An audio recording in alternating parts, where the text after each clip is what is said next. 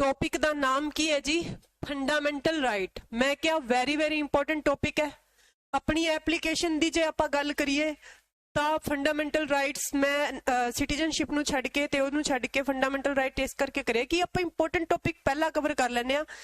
Citizenship ਦੇ articles ਮੈਂ ਤੁਹਾਨੂੰ ਦੱਸਦੇ ਸੀਗੇ ਪਹਿਲਾਂ ਪਿੱਛੇ ਵਾਲੀ ਕਲਾਸ 'ਚ ਜਦੋਂ ਮੈਂ ਤੁਹਾਨੂੰ ਕਨਸਟੀਟਿਊਸ਼ਨ ਦੇ ਪਾਰਟਸ ਕਰਵਾਏ ਸੀਗੇ। ਉਦਾਂ ਹੀ ਮੈਂ ਸਟੇਟ ਕਿਹੜੇ ਮਤਲਬ ਵੀ ਜਿਹੜੇ ਆਪਣੇ ਸਟੇਟਸ ਦੇ ਬਾਉਂਡਰੀਜ਼ ਨੇ ਉਹ ਆਰਟੀਕਲ 1 to 4 'ਚ ਆਉਂਦੇ ਨੇ। ਇਹ ਗੱਲ ਵੀ ਮੈਂ ਪਾਰਟ 1 ਦੇ ਵਿੱਚ ਤੁਹਾਨੂੰ ਦੱਸਦੀ ਸੀਗੀ। ਉਹਨੂੰ ਐਕਸਪਲੇਨ ਆਪਾਂ ਬਾਅਦ ਚ ਕਰਾਂਗੇ ਬਟ ਅੱਜ ਦਾ ਜਿਹੜਾ ਟੌਪਿਕ ਹੈ ਉਹ ਕਾਫੀ ਇੰਪੋਰਟੈਂਟ ਹੈ ਜਿਹਦਾ ਨਾਮ ਕੀ ਹੈ ਫੰਡਾਮੈਂਟਲ ਰਾਈਟ। ਕੀ ਨਾਮ ਹੈ ਜੀ? Fundamental right.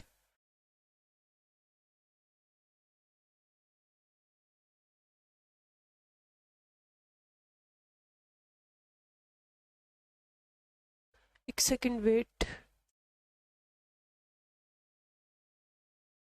Wait for moment.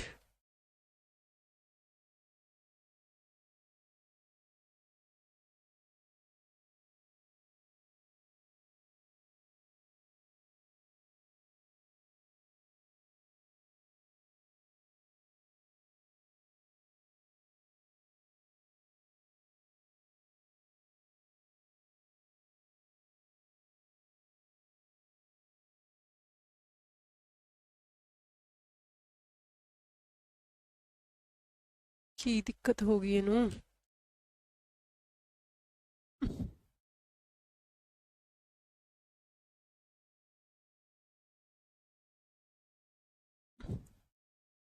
हुण शो होने लग गया, कैमरा बंद हो गया सीगा। ते टॉपिक है जी very very important fundamental rights. इस करके प्रॉब्लम्स भी बड़ियां आ रही ने क्लास दे विच बट आपां टॉपिक करना ही करना है फंडामेंटल राइट्स। ठीक है, देखो सब तो पहला जे आपां फंडामेंटल राइट्स की गल करिए तो हर एग्जाम च क्वेश्चंस आंदे ने जिन्हां नूं तुसीं कहंदे हो मौलिक अधिकार। मौलिक अधिकार, मौलिक अधिकार वेरी वेरी इंपॉर्टेंट टॉपिक तुसीं कह सकते हो।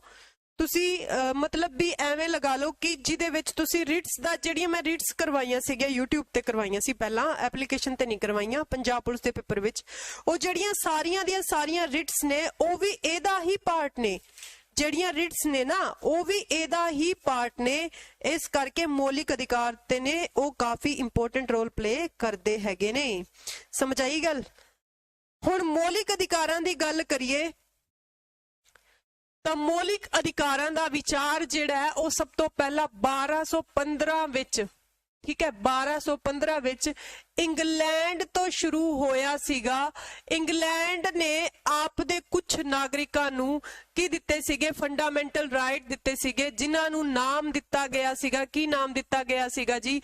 Magna carta. की नाम दिता गया सीगा जी? मैग्ना कार्टा दा नाम दिता गया सीगा। इन्हां मैग्ना कार्टा, इस मैग्ना कार्टा तो ही शुरू होए जी फंडामेंटल राइट। तो ਤੁਹਾਨੂੰ ਪੁੱਛਿਆ ਜਾਏ ਕਿ ਸਭ ਤੋਂ ਪਹਿਲਾਂ ਫੰਡਾਮੈਂਟਲ ਰਾਈਟ ਦਾ ਜ਼ਿਕਰ ਜਿਹੜਾ ਹੈ ਉਹ ਕਿੱਥੇ ਹੋਇਆ ਸੀਗਾ। ਤੁਹਾਡੇ ਤੋਂ ਕੀ ਪੁੱਛਿਆ ਜਾਏ ਕਿ ਸਭ ਤੋਂ ਪਹਿਲਾਂ ਫੰਡਾਮੈਂਟਲ ਰਾਈਟਸ ਦਾ ਜ਼ਿਕਰ ਜਿਹੜਾ ਹੈ ਉਹ ਕਿੱਥੇ ਹੋਇਆ ਸੀਗਾ ਤਾਂ ਤੁਸੀਂ ਕੀ ਦੱਸੋਗੇ ਜੀ? ਕਿੱਥੇ ਹੋਇਆ ਸੀ? ਇੰਗਲੈਂਡ ਦੇ ਵਿੱਚ 1215। ਬਟ ਆਪਾਂ ਫੰਡਾਮੈਂਟਲ ਰਾਈਟ ਕਿੱਥੋਂ ਲਏ ਨੇ ਜੀ? ਆਪਾਂ ਲਏ ਨੇ USA ਤੋਂ।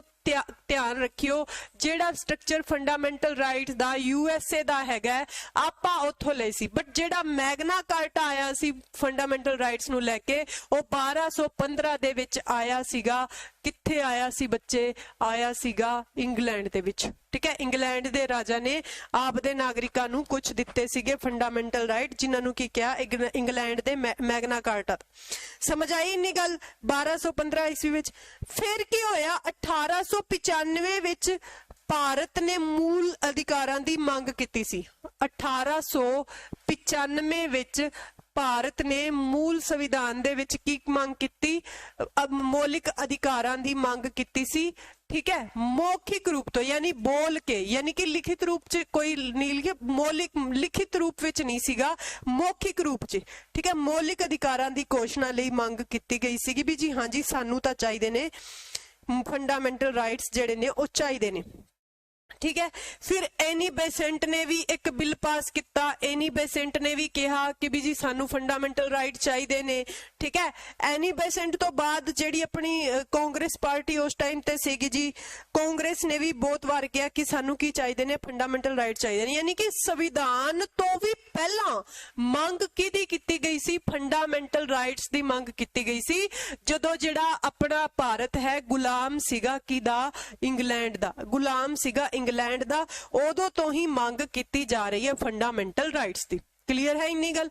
हुण तुसी एवें देखो कि हुण चलो ठीक है फंडामेंटल राइट्स अपने संविधान दे विच इनकलूड कर ले गए ने, तो तुहाडे तो पूछा जावे जी दसो केड़े केड़े पार्ट दे विच इनकलूड किया गया है, केड़े मतलब भी ओदे विच है। तो मैं तुहानू दसदा कि पार्ट नंबर 3 दे विच मौलिक अधिकारां दा जिक्र है, इसे करके मैगना कार्टा पार्ट 3 नू संविधान दा मैगना कार्टा कहा जाता है, क्योंकि पहला जेडे फंडामेंटल राइट्स आए सी इंग्लैंड ने जारी किते सी ओ मैगना कार्टा दे नाम तो ही किते सीगे, इस करके पार्ट 3 नू की कहा जाता है मैगना कार्टा।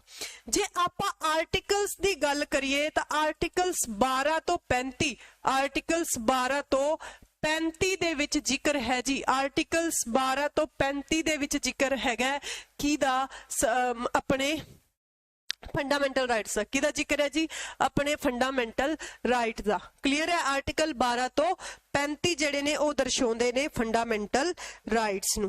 होप सो तुहानू वधिया लग रही होगी क्लास, ते जे वधिया लग रही है या कुछ कर रही है तो तुसी मैनू व्हाट्सएप ते जे तुहानू प्रॉब्लम आंदी है तो दस दिया करो कमेंट करके कि हाँ जी मैम आ प्रॉब्लम है, कोई भी डाउट हुंदा है तुसी ले लिया करो, कोई चक्कर वाली गल है नहीं गी, ठीक है। उस तो बाद चलते हैं कि मौलिक अधिकारां दा मुख कारण की सी, मौलिक अधिकार जेडे ने वो क्यों बनाए गए सीगे, मौलिक अधिकार जेडे ने ये क्यों बनाए गए सी, इन्हां दी जरूरत क्यों पई सी, ठीक है। एम की सीगा तां मौलिक अधिकारां दा एम की सी, आपां थ्रू आउट सारियां चीजां पढ़ांगे। Aim of the fundamental right, aim of the fundamental rights, aim of the fundamental rights. Clear है कि फंडामेंटल राइट्स दा एम की सीगा, aim of the fundamental right. सब तो पहली आपां गल करदे आ कि टू डेवलप वंस पर्सनैलिटी, किसी भी व्यक्ति दे व्यक्तित्व दा विकास करन लई, टू डेवलप वंस पर्सनैलिटी, कि किसी दी भी पर्सनैलिटी नू डेवलप करने लई, किसी व्यक्ति दे व्यक्तित्व दा विकास करने लई की बनाए गए सीगे फंडामेंटल राइट बनाए गए सी, किसी व्यक्ति दे व्यक्तित्व दा विकास करने लई की बनाए गए सी फंडामेंटल राइट। पहला ए। दूजा to control the powers of government, Punjabi च नाल दी नाल लिखदे जाइयो जिन्हें सिर्फ पंजाबी च लिखना है। पहला मैं की दसिया कि किसी भी व्यक्ति दे किसी भी मनुख दे व्यक्तित्व दा विकास करने लई की किते गए सीगे फंडामेंटल राइट्स बनाए गए सीगे, फर्स्ट एम आ है। दूजे एम दी जे आपां गल करिए तो दूजा एम हैगा है to control the powers of government, to control the powers of government, powers of government, to control the powers of government, यानी कि गवर्नमेंट दी पावर्स नू कंट्रोल करने दा काम, गवर्नमेंट दी पावर्स नू कंट्रोल करने दा काम करते ने फंडामेंटल राइट्स। यानी कि भी जे अपने ते ज्यादा ही जोर अजमाइश कर दी है गवर्नमेंट, जेड़ी की मतलब कि करनी नहीं चाहिए, उत्थे अड़ जांदे ने आके की फंडामेंटल राइट्स, ठीक है। उस तो बाद नेक्स्ट है जी to maintain the equality among the people, to maintain the equality among the people, equality among the people, लोकां दे विच समानता नू दा विस्तार करना, लोकां दे विच समानता नू बनाए रखना, समानता नू कायम करना, लोकां दे विच समानता नू कायम करना। थर्ड हो गया। पेपर च क्वेश्चन एवें आऊगा जी इन्हां विचों दसो केड़ा फंडामेंटल राइट दा एम हैगा केड़ा नहीं हैगा, ठीक है। एवें दा क्वेश्चन पूछा जाऊगा। वधिया एग्जाम्स, लोकल एग्जाम तो लैके वधिया एग्जाम्स तक दी तैयारी आपां इत्थे करांगे, ठीक है। नेक्स्ट है जी अपना to give the freedom of speech and expression, to give the freedom of speech यानी बोलन दी, ठीक है, यानी कि तुसी भी किते भी जाके स्पीच दे सकते हो बट देश के खिलाफ नहीं होनी चाहिए। स्पीच एंड एक्सप्रेशन, किसी भी चीज नू एक्सप्रेस कर सकते हो या एक्सप्लेन कर सकते हो, ठीक है। वाक की हुंदा है, वाक बोलन दी, ठीक है, ते एक्सप्रेस करने दी स्वतंत्रता जिहड़ी है वो दिती गई सी। वाक एंड अभिव्यक्ति दी स्वतंत्रता to give the freedom of speech and expression, बोलन ते एक्सप्लेन करने दी, बोलन ते दर्शान दी स्वतंत्रता, ठीक है, बोलन ते दर्शान दी स्वतंत्रता आपां नूं दिती गई भी तुसी किते भी जाके बोल सकते हो, कुछ भी तुहानूं पूरी दी पूरी फ्रीडम हैगी है। नेक्स्ट जी, नेक्स्ट हैगा जी to establish a government by law, to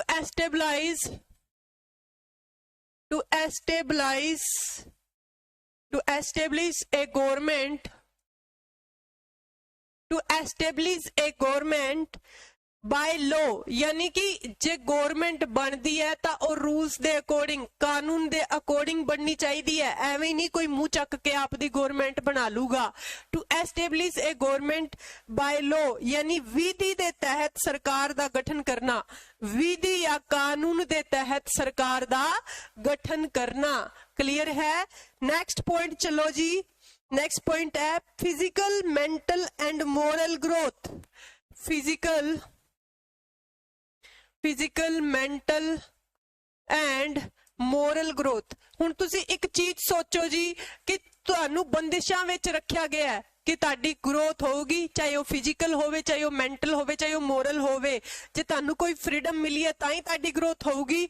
तो physical mental and moral growth जिहड़ी है वो देण वास्ते भी की बनाया गया, यानी कि शरीर तो संबंधित, मानसिकता तो संबंधित ते नैतिकता तो संबंधित जिहड़ी ग्रोथ है, नैतिकता तो संबंधित जिहड़ा विकास है, यानी शारीरिक विकास, मेंटल यानी मानसिकता तो विकास, मोरल यानी नैतिकता विकास, नैतिक दा विकास जेड़ा वो आपां नूं फंडामेंटल राइट्स जेड़े ने वो दिंदे ने। सतवां जेड़ा पॉइंट है to resolve political, social, economic and religious problem.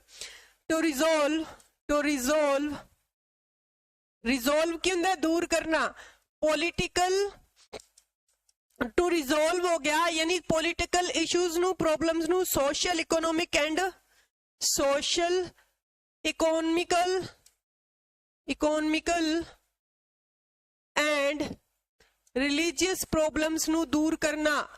यानी कि कहने दा मतलब यह है कि अपने दे विच पॉलिटिकल इशू ना होवे कोई, यानी राजनीतिक इशू ना होन, सोशल यानी समाजवादी ना होन, इकोनॉमिकल यानी कि कहने दा मतलब यह है कि आर्थिक समस्यावां ना होन, ते रिलीजियस यानी धार्मिक समस्यावां ना होन। ये सारे दे सारे जेड़े ने अपने एम ने फंडामेंटल राइट्स से। 7 एम मैं तानू दसे ने, ये तुसी एक बारी रीड कर लियो। ये बेसिक पॉइंट सीगे, तानू पता होना चाहिए कि जेड़ी चीज कॉन्स्टिट्यूशन दे विच लैके आई जा रही है उन्हां दा रीजन की है। भी फंडामेंटल राइट्स वास्ते शुरू तो लैके एंड तक लोग लड़ते रहे तो उहदा रीजन की सीगा, फंडामेंटल राइट्स दे वास्ते इन्नी जोर अजमाइश जिहड़ियां गवर्नमेंट्स ने वो क्यों कर रही सीगियां, उन्हां दा रीजन हैगा जी ए।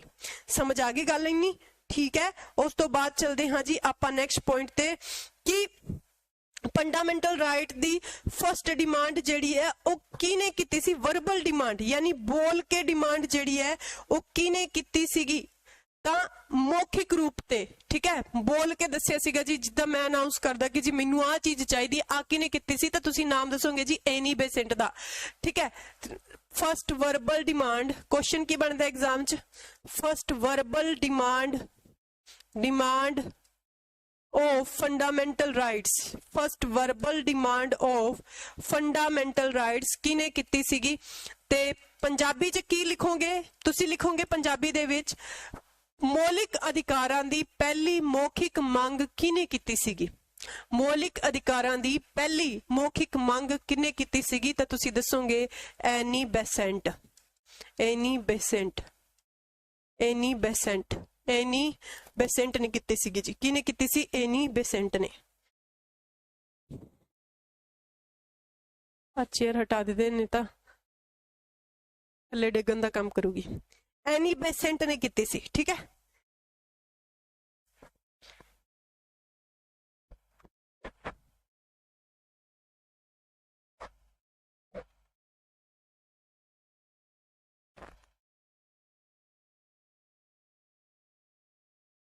ठीक है, चलो जी, हुण एक रिपोर्ट तैयार हुई जिहड़ी मेनली किहदे नाल जुड़ी हुई सीगी, फंडामेंटल राइट नाल, जिन्हों कहंदे ने नेहरू रिपोर्ट।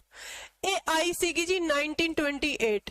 ये नेहरू मतलब जवाहरलाल नेहरू नहीं हैगा, इत्थे इत्थे मतलब है जी मोतीलाल नेहरू, जवाहरलाल नेहरू दे फादर जी, मोतीलाल नेहरू तो इन्हां दा मतलब है। हुण की होया कि मोतीलाल नेहरू दी अध्यक्षता दे विच एक रिपोर्ट तैयार हुई जिन्हों नेहरू रिपोर्ट कहा जाता है, जिदे विच डिमांड की गई सी फंडामेंटल राइट्स दी, जिदे विच की डिमांड की गई सी, फंडामेंटल राइट्स दी जिहड़ी है वो डिमांड की गई सीगी। क्लियर है, ठीक है। ते फंडामेंटल राइट्स दी डिमांड की गई, यानी कि एक तुसी कह सकते हो कि एक ड्राफ्ट तैयार किया गया, किदा कॉन्स्टिट्यूशन दा, किदा तैयार किया गया सी, कॉन्स्टिट्यूशन दा एक ड्राफ्ट तैयार किया गया, यानी प्रारूप तैयार किया गया सीगा इस नेहरू रिपोर्ट दे विच, ठीक है। ते उस टाइम ते जेडे ब्रिटिश सैक्रेटरी सीगे ओ सीगे जी लॉर्ड बर्कनहेड। कौन सीगे? Lord Birkenhead. हुण जेड़ा ए लॉर्ड बर्कनहेड है ना, ये बड़ा मतलब भी ना तुसी एवें कह सकते हो कि बड़ा मनचला बंदा सीगा, चलाक जिन्हों कहने हो। लॉर्ड बर्कनहेड ने की किया, चंगा जी ठीक है, तानू असी संविधान बना देंगे ते तानू मतलब भी आजादी भी दे देंगे, पर तुसी एक काम करो कि तुसी कुछ ना रूल्स ते रेगुलेशन लिखो। तुसी की लिखो? कुछ रूल्स ते रेगुलेशन लिख के सानू एक रिपोर्ट तैयार करके दो कि तुसी आप दे देश दा शासन किवें चलाओगे, कि मतलब तानू देश दा शासन चलाउणा आउंदा भी है या नहीं आउंदा।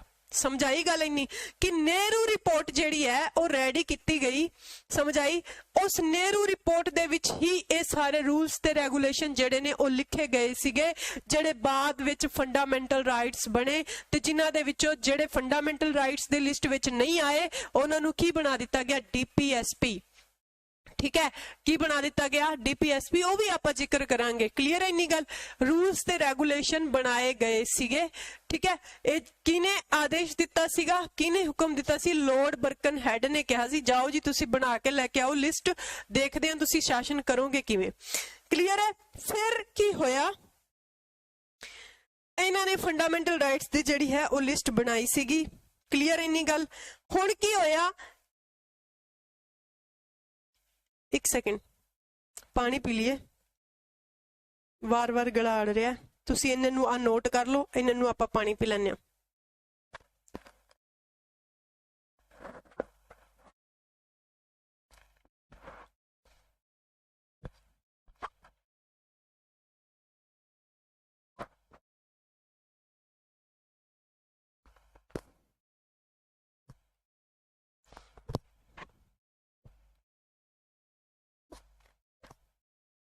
ठीक है, हुण रिपोर्ट तो तैयार होगी, पर अंग्रेजां ने तो इहदे ते वर्क इन्ना ज्यादा नहीं किया। पर हुंदा की है, 1945 च जदों ये रिपोर्ट रेडी हो गई सीगी, ठीक है, ये पई दी पई रह गई, क्योंकि अंग्रेजां ने उस तो बाद नहीं मनी गल। 1935 च भी रेज की गई डिमांड, 1937 च भी दोबारा फंडामेंटल राइट्स की डिमांड की गई। 1935 ते विच तां एवें कि अंग्रेजा जेड़ा 1935 दा तुसी भारत राज अधिनियम पढ़दे हो ना, ओहदे विच अंग्रेजां ने कहता सी जदों 1935 दा भारत राज अधिनियम आऊगा, जेड़े 1935 दे जेड़े प्रावधान आणगे ओहदे विच फंडामेंटल राइट्स नूं असी मैंशन करके भेजांगे। बट 1935 दा भारत राज अधिनियम आया तां सही, बट बिना फंडामेंटल राइट्स तो। ठीक है, इस तो जेड़े अपने भारतीय सीगे वो चिड़े भी सीगे भी आ चीज होई तां होई क्यों। बट अंग्रेजां ने वर्क नहीं किया। बट फिर जदों सैकेंड वर्ल्ड वार जेड़ा सीगा ਉਹਦੇ ਖਤਮ ਹੁੰਦੇ ਹੁੰਦੇ ਆਪਾਂ ਨੂੰ ਇਹ ਕਲੀਅਰ ਤਾਂ ਹੋ ਹੀ ਗਿਆ ਸੀਗਾ ਕਿ ਆਜ਼ਾਦੀ ਜਿਹੜੀ ਹੈ ਇੰਡੀਆ ਨੂੰ ਬਹੁਤ ਛੇਤੀ ਮਿਲਣ ਵਾਲੀ ਹੈ। ਠੀਕ ਹੈ, ਇਹਦਾ ਰੀਜ਼ਨ ਮੈਂ ਤੁਹਾਨੂੰ ਪਹਿਲਾਂ ਵੀ ਦੱਸਦੇ ਸੀਗੇ ਜਦੋਂ ਆਪਾਂ making of the Indian constitution ਕਰੀ ਸੀ ਵੀ ਕਿਉਂ ਆਜ਼ਾਦੀ ਮਿਲਣ ਦੇ ਆਪਾਂ ਨੂੰ ਅਸਾਰ ਲੱਗਣ ਲੱਗ ਗਏ ਸੀਗੇ, ਕਿਉਂਕਿ ਬ੍ਰਿਟਿਸ਼ਰਸ ਜਿਹੜੇ ਸੀਗੇ ਉਹਨਾਂ ਨੂੰ ਬਹੁਤ ਜ਼ਿਆਦਾ ਲੋਸ ਹੋ ਗਿਆ ਸੀ ਸੈਕੰਡ ਵਰਲਡ ਵਾਰ 'ਚ। ਕਲੀਅਰ ਹੈ, ਉਸ ਤੋਂ ਬਾਅਦ ਇੰਨੇ ਵੱਡੇ ਦੇਸ਼ ਦਾ ਰਾਜ ਕਰਨਾ ਬਹੁਤ ਮੁਸ਼ਕਿਲ ਹੋ ਗਿਆ ਸੀ, ਇਸ ਕਰਕੇ ਉਹਨਾਂ ਨੇ ਸੋਚਿਆ ਕਿ ਹੁਣ ਆਜ਼ਾਦ ਕਰ ਦਿੱਤਾ ਜਾਵੇ ਤਾਂ ਬੈਟਰ ਹੈ। ਤੇ ਕੁਝ UNO ਬਣਿਆ ਤਾਂ UNO ਨੇ ਇਹ ਗੱਲ ਕਹੀ ਸੀ ਕਿ ਵੀ ਜਿਹੜੇ ਡੋਮੀਨੀਅਨ ਨੇ ਜਾਂ ਜਿਹੜੇ ਦੇਸ਼ਾਂ ਤੇ ਕੋਈ ਵੀ ਕੰਟਰੀ ਅਨਦਰ ਰਾਜ ਕਰ ਰਹੀ ਹੈ, ਜੇ ਉਹਨਾਂ ਦਾ ਸ਼ਾਸਨ ਉਹਨਾਂ ਨੂੰ ਹੀ ਸੌਂਪ ਦਿੱਤਾ ਜਾਵੇ ਤਾਂ ਬੈਟਰ ਰਹੂਗਾ। ਕੁਝ UNO ਨੇ ਵੀ ਆਦੇਸ਼ ਦੇ ਦਿੱਤੇ ਸੀ। ਅੱਛਾ, ਹੁਣ 1945 ਦੇ ਵਿੱਚ ਕੀ ਹੁੰਦਾ ਹੈ ਕਿ ਤੇਜ ਬਹਾਦਰ ਸਪਰੂ ਕਮੇਟੀ ਬਣਦੀ ਹੈ। ਠੀਕ ਹੈ, ਤੇਜ ਬਹਾਦਰ ਸਪਰੂ ਕਮੇਟੀ ਬਣਦੀ ਹੈ ਤੇ ਇਹਦੀ ਅਧਿਕਸ਼ਤਾ ਕੌਣ ਕਰਦੇ ਨੇ? ਜਵਾਹਰ ਲਾਲ ਨਹਿਰੂ ਕਰਦੇ ਨੇ। ਤੇ ਇਸ ਕਮੇਟੀ ਦੇ ਵਿੱਚ ਇਹ ਕਮੇਟੀ ਕਿਉਂ ਬਣਾਈ ਗਈ ਕਿ ਜਿਹੜੀ ਨਹਿਰੂ ਰਿਪੋਰਟ ਦੀਆਂ ਸਾਰੀਆਂ ਚੀਜ਼ਾਂ ਸੀ, ਨਹਿਰੂ ਰਿਪੋਰਟ ਦੀਆਂ ਜਿਹੜੀਆਂ ਸਾਰੀਆਂ ਚੀਜ਼ਾਂ ਸੀ ਉਹਨਾਂ ਤੇ ਦੁਬਾਰਾ ਤੋਂ ਜ਼ਿਕਰ ਕੀਤਾ ਗਿਆ, ਕਿਉਂਕਿ ਫੰਡਾਮੈਂਟਲ ਰਾਈਟ ਆਪਾਂ ਨੂੰ ਤਾਂ ਚਾਹੀਦੇ ਸੀਗੇ। ਕਲੀਅਰ ਹੈ, ਤਾਂ ਹੁਣ ਕੀ ਕੀਤਾ ਗਿਆ ਕਿ ਇਸ ਕਮੇਟੀ ਨੂੰ ਪੇਸ਼ ਕੀਤਾ ਗਿਆ ਤੇ ਜਿਹੜੇ ਇਹਦੇ ਵਿੱਚ ਰਾਈਟ ਸੀਗੇ ਉਹਨਾਂ ਨੂੰ ਦੋ ਪਾਰਟਸ ਦੇ ਵਿੱਚ ਡਿਵਾਈਡ ਕਰ ਦਿੱਤਾ ਗਿਆ। ਇੱਕ ਨੂੰ ਨਾਮ ਦੇ ਦਿੱਤਾ ਗਿਆ ਜੀ ਫੰਡਾਮੈਂਟਲ ਰਾਈਟਸ, ਇੱਕ ਨੂੰ ਨਾਮ ਦੇ ਦਿੱਤਾ ਗਿਆ ਜੀ ਫੰਡਾਮੈਂਟਲ ਰਾਈਟਸ ਤੇ ਇੱਕ ਨੂੰ ਨਾਮ ਦਿੱਤਾ ਗਿਆ DPSP। ਮੇਰੇ ਖਿਆਲ 'ਚ ਐਵੇਂ ਦੀ ਕਲਾਸ ਤੁਸੀਂ ਪਹਿਲਾਂ ਤਾਂ ਨਹੀਂ ਲਾਈ ਹੋਊਗੀ, ਸਾਰੇ ਉੱਤੋਂ ਪੜ੍ਹਾ ਕੇ ਚਲੇ ਜਾਂਦੇ ਆ ਜੀ। ਜੀ ਅੱਜ ਤੋਂ ਸ਼ੁਰੂ ਹੋਏ ਸੀਗੇ, ਆ ਪਾਰਟ ਹੈ ਤੇ ਆ ਆਰਟੀਕਲਸ ਨੇ, ਇੰਨੇ ਵਿੱਚ ਆਉਂਦੇ ਨੇ ਤੇ ਉਸ ਤੋਂ ਬਾਅਦ 6 ਫੰਡਾਮੈਂਟਲ ਰਾਈਟ ਨੇ। ਹੁਣ ਸ਼ੁਰੂ ਕਰ ਦੋ ਜੀ, ਆ ਨੇ। ਆਪ ਸਾਰੀ ਬੇਸਿਕ ਚੀਜ਼ਾਂ ਕਿੱਥੋਂ ਆਏ, ਫੰਡਾਮੈਂਟਲ ਰਾਈਟ ਕੀ ਆਏ, ਕੋਈ ਵੀ ਨਹੀਂ ਦੱਸਦਾ ਹੋਊਗਾ ਮੇਰੇ ਖਿਆਲ ਦੇ ਵਿੱਚ। ਤਾਂ ਇਸੇ ਕਰਕੇ ਕਿਹਾ ਕਿ ਚਾਹੇ ਤੁਸੀਂ ਹੁਣ ਨੌਕਰੀ ਲੱਗ ਜਾਓਗੇ ਬਟ ਕੱਲ ਨੂੰ ਪ੍ਰਮੋਸ਼ਨ ਵਾਸਤੇ ਵੀ ਕੋਈ ਨੌਕਰੀ ਚਾਹੀਦੀ ਹੋਊਗੀ ਨਾ, ਉਦੋਂ ਵੀ ਤੁਹਾਨੂੰ ਆ ਚੀਜ਼ਾਂ ਬਹੁਤ ਵਧੀਆ ਤਰੀਕੇ ਨਾਲ ਵਰਕ ਕਰਨਗੀਆਂ ਤੁਹਾਡੇ ਤੇ। ਸਮਝ ਆ ਰਹੀ ਹੈ ਗੱਲ?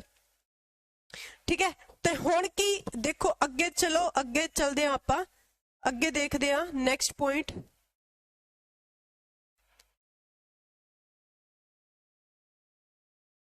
ਠੀਕ ਹੈ, ਨੈਕਸਟ ਪੁਆਇੰਟ ਦੇਖੋ ਆਪਣਾ। ਇੱਕ ਸੈਕਿੰਡ ਰੁਕੋ, ਮੈਂ ਕਲਾਸ ਚਲਾ ਰੱਖੀ ਸੀ ਆਪਦੇ ਫੋਨ ਤੇ ਮੈਂ ਚਲਾ ਰੱਖੀ ਹੈ ਆਪਦੇ ਹੀ ਇੰਟਰਨੈਟ ਤੇ। ਲੋਸ ਹੋ ਗਿਆ ਮੇਰੇ ਤੇ, ਵਾਈਫਾਈ ਨਹੀਂ ਕਨੈਕਟ ਕਰ ਰੱਖਿਆ ਸੀ। ਚਲੋ ਹੁਣ ਹੋ ਗਿਆ ਵਾਈਫਾਈ ਕਨੈਕਟ, ਹੁਣ ਆਪਾਂ ਕਲਾਸ ਨੂੰ ਚਲਾ ਲੈਂਦੇ ਆ ਆਪਣੇ। ਠੀਕ ਹੈ, ਤੇ ਫੰਡਾਮੈਂਟਲ ਰਾਈਟ ਤੇ DPSP। ਹੁਣ ਕੁਝ ਇੱਕ ਚੀਜ਼ਾਂ ਜਿਹੜੀਆਂ ਸੀਗੀਆਂ ਬਹੁਤ ਜ਼ਿਆਦਾ ਜ਼ਰੂਰੀ ਸੀ ਜਿਨ੍ਹਾਂ ਨੂੰ ਫੰਡਾਮੈਂਟਲ ਰਾਈਟਸ ਦੀ ਲਿਸਟ 'ਚ ਰੱਖ ਦਿੱਤਾ ਗਿਆ, ਤੇ ਬਾਕੀ ਜਿਹੜੀਆਂ ਰਿਮੇਨਿੰਗ ਸੀਗੀਆਂ ਉਹ DPSP ਦੀ ਲਿਸਟ, ਜਿਨ੍ਹਾਂ ਨੂੰ ਤੁਸੀਂ ਕੀ ਕਹਿੰਦੇ ਹੋ, ਰਾਜ ਦੇ ਨੀਤੀ ਨਿਰਦੇਸ਼ਕ ਸਿਧਾਂਤ ਕਹਿੰਦੇ ਹੋ, ਉਹਨਾਂ ਦੇ ਵਿੱਚ ਜਿਹੜਾ ਰੱਖ ਦਿੱਤਾ ਗਿਆ ਸੀਗਾ। ਕਲੀਅਰ ਹੈ, ਸਮਝ ਆਈ ਇੰਨੀ ਗੱਲ? ਤੇ ਡਿਫਰੈਂਸ ਸੀ ਕੀ ਸੀਗਾ? ਹੁਣ ਫੰਡਾਮੈਂਟਲ ਰਾਈਟਸ ਦਾ ਜੇ ਕੋਈ ਹਨਨ ਕਰਦਾ ਤਾਂ ਕੋਰਟ ਵਿੱਚ ਤੁਸੀਂ ਕੇਸ ਕਰ ਸਕਦੇ ਹੋ, ਕੋਰਟ ਵਿੱਚ ਪੈਟੀਸ਼ਨ ਜਾਰੀ ਕਰ ਸਕਦੇ ਹੋ, ਬਟ DPSP 'ਚ ਐਵੇਂ ਦਾ ਕੋਈ ਵੀ ਰੂਲ ਨਹੀਂ ਹੈਗਾ ਕਿ ਜੇ ਤੁਹਾਡਾ ਕੋਈ ਵੀ DPSP ਦਾ ਕੋਈ ਵੀ ਹਨਨ ਹੁੰਦਾ ਤੇ ਤੁਸੀਂ ਕੋਰਟ ਦੀ ਸ਼ਰਨ ਵਿੱਚ ਨਹੀਂ ਜਾ ਸਕਦੇ ਹੈਗੇ ਹੋ। ਠੀਕ ਹੈ, ਕਲੀਅਰ ਹੈ ਇੰਨੀ ਗੱਲ? ਵੀ ਜਾਨੀ ਕਿ ਜਿਨ੍ਹਾਂ ਨੂੰ ਚੈਲੰਜ ਕਰਿਆ ਜਾ ਸਕਦਾ ਸੀਗਾ, ਜਿਨ੍ਹਾਂ ਨੂੰ ਚੈਲੰਜ ਕਰਿਆ ਜਾ ਸਕਦਾ ਸੀ, ਜੋ USA ਦੇ ਸੰਵਿਧਾਨ ਤੋਂ ਲਏ ਸੀਗੇ, ਜਿਨ੍ਹਾਂ ਨੂੰ ਚੈਲੰਜ ਕਰਿਆ ਜਾ ਸਕਦਾ ਸੀ, ਆਰਟੀਕਲ 12 to 35 ਦੇ ਵਿੱਚ ਪਾ ਦਿੱਤੇ ਗਏ ਤੇ ਪਾਰਟ 3 ਦੇ ਵਿੱਚ ਉਹਨਾਂ ਨੂੰ ਇਨਕਲੂਡ ਕਰ ਦਿੱਤਾ ਗਿਆ ਤੇ ਨਾਮ ਦੇ ਦਿੱਤਾ ਗਿਆ ਫੰਡਾਮੈਂਟਲ ਰਾਈਟਸ ਦਾ। ਉਦਾਂ ਹੀ ਜਿਨ੍ਹਾਂ ਨੂੰ ਚੈਲੰਜ ਨਹੀਂ ਕਰਿਆ ਜਾ ਸਕਦਾ ਸੀਗਾ ਉਹਨਾਂ ਨੂੰ ਪਾ ਦਿੱਤਾ ਗਿਆ ਜੀ ਭਾਗ ਨੰਬਰ 4 'ਚ। ਅੱਛਾ, ਪਾਰਟ ਨੰਬਰ 4 'ਚ ਪਾ ਦਿੱਤਾ ਗਿਆ। ਠੀਕ ਹੈ, ਪਾਰਟ ਨੰਬਰ 4 ਦੇ ਵਿੱਚ ਪਾ ਦਿੱਤਾ ਗਿਆ ਤੇ ਉਸ ਤੋਂ ਬਾਅਦ ਇਹਨਾਂ ਨੂੰ ਪਾਰਟ ਨੰਬਰ 4 ਨੂੰ ਆਰਟੀਕਲ ਦੇ ਦਿੱਤੇ ਗਏ 36 ਤੋਂ ਲੈ ਕੇ 51 ਤੱਕ। ਤੇ ਆ ਜਿਹੜੇ ਲਏ ਗਏ ਸੀਗੇ, ਆ ਤਾਂ ਲਏ ਗਏ ਸੀ ਫੰਡਾਮੈਂਟਲ ਰਾਈਟ USA ਤੋਂ, ਤੇ ਜਿਹੜੇ ਆਪਣੇ DPSP ਨੇ ਇਹ ਲਏ ਗਏ ਸੀਗੇ ਆਇਰਲੈਂਡ ਦੇ ਸੰਵਿਧਾਨ ਤੋਂ। ਠੀਕ ਹੈ, ਕਲੀਅਰ ਹੈ? ਕਿੱਥੋਂ ਲੈ ਗਏ DPSP? ਆਇਰਲੈਂਡ ਦੇ ਸੰਵਿਧਾਨ ਤੋਂ। ਹੁਣ ਆਪਾਂ ਜ਼ਿਕਰ ਕਰਾਂਗੇ ਜੀ ਕਿਹਨਾਂ ਦਾ, ਕਿ ਆਰਟੀਕਲਸ ਕਿਹੜੇ ਨੇ, ਕਿਵੇਂ ਮਤਲਬ ਵੀ ਕਿਹੜੇ ਆਰਟੀਕਲ ਕਿਹੜੇ ਉਹਦੇ ਵਿੱਚ, ਸੌਰੀ ਕਿਹੜੇ ਫੰਡਾਮੈਂਟਲ ਰਾਈਟ ਕਿਹੜੇ ਆਰਟੀਕਲ ਵਿੱਚ ਆਉਂਦੇ ਆ। ਠੀਕ ਹੈ, ਕਲੀਅਰ ਹੈ? ਚੱਲਦੇ ਹਾਂ ਜੀ। ਹੁਣ ਇੱਕ ਚੀਜ਼ ਮੈਂ ਦੱਸਦਾ ਕਿ ਕੁਝ ਰਾਈਟਸ ਨੇ, ਕੁਝ ਇੱਕ ਤਾਂ ਜਿਹੜੇ ਜਿਨ੍ਹਾਂ ਨੂੰ ਇੰਡੀਅਨ ਸਿਟੀਜ਼ਨ ਨੇ ਉਹਨਾਂ ਵਾਸਤੇ ਨੇ, ਤੇ ਜਿਹੜੇ ਲੋਕੀ ਬਾਹਰੋਂ ਆਪਣੇ ਇੱਥੇ ਆ ਰਹੇ ਨੇ ਉਹਨਾਂ ਵਾਸਤੇ ਵੀ ਫੰਡਾਮੈਂਟਲ ਰਾਈਟਸ ਤਾਂ ਹੈਗੇ ਨੇ। ਜਿਹੜੇ ਆਰਟੀਕਲਸ ਦੇ ਵਿੱਚ ਮੈਂ ਵਰਡ ਯੂਜ਼ ਕਰਾਂ ਸਿਟੀਜ਼ਨ, ਜਿਹੜੇ ਆਰਟੀਕਲ ਦੇ ਵਿੱਚ ਮੈਂ ਵਰਡ ਯੂਜ਼ ਕਰਾਂ ਸਿਟੀਜ਼ਨ, ਉਹ ਸਿਟੀਜ਼ਨ ਵਾਲੇ ਆਰਟੀਕਲ ਸਾਰੇ ਦੇ ਸਾਰੇ ਸਿਰਫ ਔਰ ਸਿਰਫ ਇੰਡੀਅਨ ਪੀਪਲਸ ਵਾਸਤੇ ਨੇ, ਤੇ ਜਿਨ੍ਹਾਂ ਦੇ ਵਿੱਚ ਸਿਰਫ ਆਪਾਂ ਕਾਮਨ ਪਰਸਨ ਕਰਨੇ ਆ, ਕਾਮਨ ਪਰਸਨ ਉਹ ਸਾਰਿਆਂ ਵਾਸਤੇ ਨੇ। ਠੀਕ ਹੈ, ਕਲੀਅਰ ਹੈ ਇੰਨੀ ਗੱਲ? ਠੀਕ ਹੈ,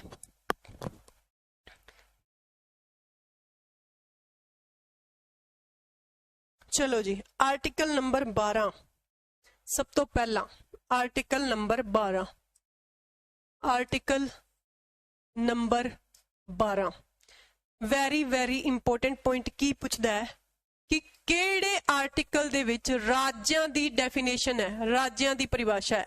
द डेफिनेशन ऑफ स्टेट्स, राज्यां दी परिभाषा, राज्यां दी परिभाषा कित्थे है? ठीक है, राज्यां दी परिभाषा दर्शाई गई आर्टिकल नंबर 12 दे विच। ठीक है, आर्टिकल 12 जिहड़ा है वो शो करदा स्टेट। हुण स्टेट दे विच की कुछ आ सकदा है? स्टेट एवें नहीं है, स्टेट वो चीज नहीं है कि जिद्दां कि हरियाणा, पंजाब, राजस्थान, वो चीज नहीं किया।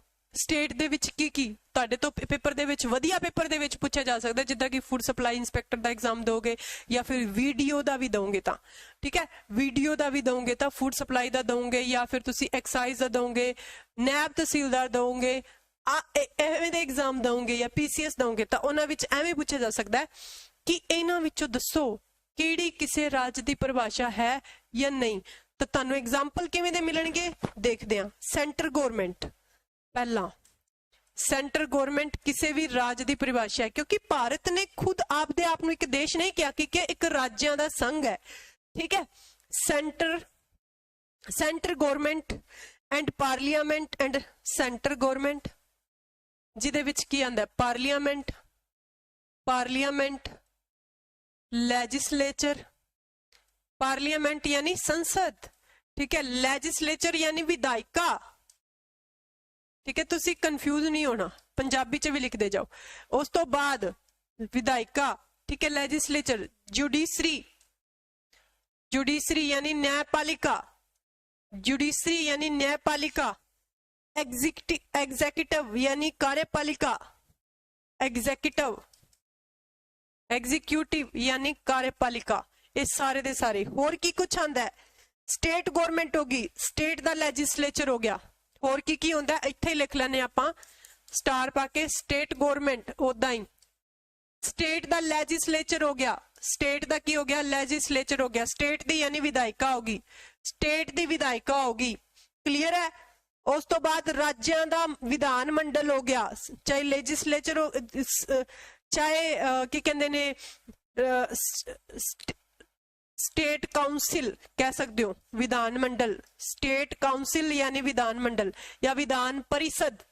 ठीक है, बहुत मतलब भी अपने इत्थे 8 राज ने जिन्हां दे विच विधान परिषद हैगी है, अपने पंजाब विच नहीं हैगी। ठीक है, जिहदे विच यानी कि विधान सभा तो इलावा विधान परिषद दा भी रोल रहिंदा है। क्लियर है? उस तो बाद नैक्सट जिन्नियां भी ग्राम पंचायतां ने, होर की आंदा state the definition which article 12 विच जिन्नियां भी ग्राम पंचायतां ने, ग्राम पंचायत ने, ठीक है, नगर परिषद हो गए यानी म्युनिसिपैलिटीज, नगर निगम, नगर पालिका यानी म्युनिसिपैलिटीज, म्युनिसिपैलिटीज यानी नगर पालिकावां, नगर पालिका। ਇਹ ਵੀ ਕਿੱਥੇ ਹੁੰਦੀ ਹੈ? ਸਟੇਟ ਦੀ ਡੈਫੀਨੇਸ਼ਨ यानी आर्टिकल नंबर 12 ਦੇ ਵਿੱਚ ਇਹਨੂੰ ਤੁਸੀਂ ਦੇਖਦੇ ਹੋ। ਨਗਰ ਨਿਗਮ ਜਿੰਨੇ ਵੀ ਕੀ ਨੇ, ਨਗਰ ਨਿਗਮ ਨੇ, ਇਹ ਵੀ ਕਿੱਥੇ ਹੁੰਦੇ ਨੇ? ਸਟੇਟ ਦੀ ਡੈਫੀਨੇਸ਼ਨ ਵਿੱਚ ਆਉਂਦੇ ਨੇ। ਕਲੀਅਰ ਹੈ? ਹੋਰ ਜਿੰਨੇ ਵੀ ਬੋਰਡ ਨੇ, ਜਿਹੜੇ ਸਰਕਾਰੀ ਬੋਰਡ ਨੇ, ਠੀਕ ਹੈ, ਉਹ ਸਾਰੀਆਂ ਦੀਆਂ ਸਾਰੀਆਂ ਇੱਥੇ ਹੁੰਦੀਆਂ ਨੇ। ਜਿੰਨੀਆਂ ਵੀ ਬੋਡੀਜ਼ ਨੇ, ਜਿੰਨੀਆਂ ਵੀ ਬੋਡੀਜ਼ ਜਿਹੜੀਆਂ ਕਿ ਕਿਹਦਾ ਪਾਰਟ ਨੇ, ਕਨਸਟੀਟਿਊਸ਼ਨ ਦਾ ਪਾਰਟ ਨੇ, ਉਹ ਸਾਰੀਆਂ ਦੀਆਂ ਸਾਰੀਆਂ ਸਟੇਟ ਦੀ ਡੈਫੀਨੇਸ਼ਨ ਦੇ ਵਿੱਚ ਆਰਟੀਕਲ ਨੰਬਰ 12 ਦੇ ਵਿੱਚ ਆਉਂਦੀਆਂ ਨੇ। ਸਟੇਟ ਦੀ ਡੈਫੀਨੇਸ਼ਨ ਵਿੱਚ ਆਰਟੀਕਲ ਨੰਬਰ 12 ਦੇ ਵਿੱਚ ਉਹ ਆਉਂਦੀਆਂ ਹੈਗੀਆਂ ਨੇ। ਸਮਝ ਆ ਰਹੀ ਹੈ ਇੰਨੀ ਗੱਲ? ਹੋਪ ਸੋ ਤੁਹਾਨੂੰ ਸਾਰੇ ਪੁਆਇੰਟਸ ਕਲੀਅਰ ਹੋ ਰਹੇ ਹੋਣਗੇ। ਉਸ ਤੋਂ ਬਾਅਦ ਚਲਦੇ ਹਾਂ ਜੀ ਨੈਕਸਟ ਪੁਆਇੰਟ ਤੇ।